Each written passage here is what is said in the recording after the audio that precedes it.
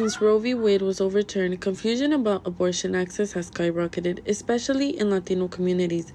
Even in states where abortion is still legal, people are unsure of their rights, and this confusion is made worse by the deliberate spread of misinformation. According to research by X Institute, Latino communities likely experience and engage with this information because of the amount of the time they spend on social media.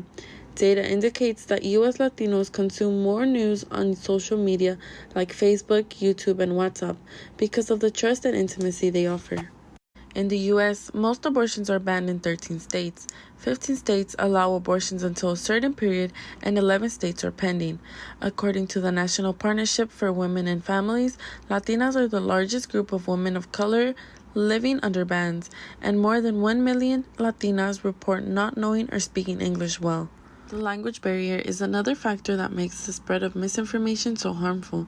Many Spanish-speaking individuals don't have access to accurate information in their own language, making them vulnerable to false narratives. Anti-abortion campaigns have specifically targeted Black and Brown communities, using culturally targeted media to spread misinformation. In 2022, Olivia Reisner, co-founder of the reproductive health education nonprofit Mayday Health, set out on a mission to uncover the truth. Disguised as a pregnant woman seeking guidance, Olivia visited 5 anti-abortion centers in Indiana with only a hidden camera. Every false claim Olivia heard in these centers was fact-checked in her investigation, revealing a disturbing pattern of misinformation. Here is a clip of her video. One of thousands of fake medical clinics spreading across the country. Crisis pregnancy centers relay false and dangerous information to shame people out of getting abortions. The person in front of you clearly states, "We're not medical here." Yeah, we're more very mild diagnostic, not any kind of care. But they have you take a pregnancy test and relay a lot of medical information. The problem is that it's false, which you'll see fact-checked on screen in real time. Some of the babies that have abortions, they get scar tissue in their fallopian tissues, and then they can no longer ovulate. I mean, they ovulate, but they can no longer get pregnant in a natural way. Mm-hmm. So sometimes that's a problem. Infertility is a huge problem after abortions. There's also some bleeding problems. There's problems with the abortion pill, with the amount of progesterone or estrogen or whatever it is that they give you. Got it. And there is a pill that if you decide to take it and change your mind, if you get to it soon enough, there is a pill to reverse that.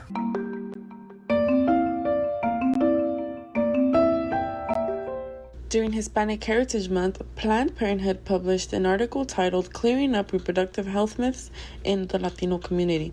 In this piece, Julie Frausto tackles some of the most common misconceptions surrounding reproductive health that often prevent people from accessing the care and information they need. A common misconception about reproductive health is that contraceptives lead to infertility, but this is completely false. Planned Parenthood says that once one is off contraceptives such as birth control, their fertility returns to normal levels and many individuals can still conceive after stopping pills.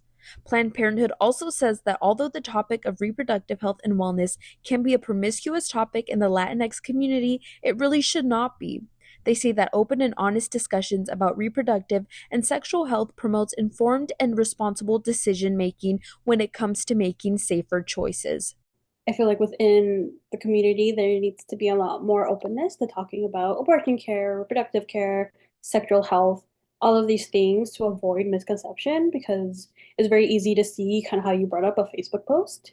Same way with news like Fox or Telemundo, is like they may be presenting you with information, but unless you have someone there or you know a resource you can go to try and verify if this is what's really happening or if this is real information, you just kind of believe it at face front.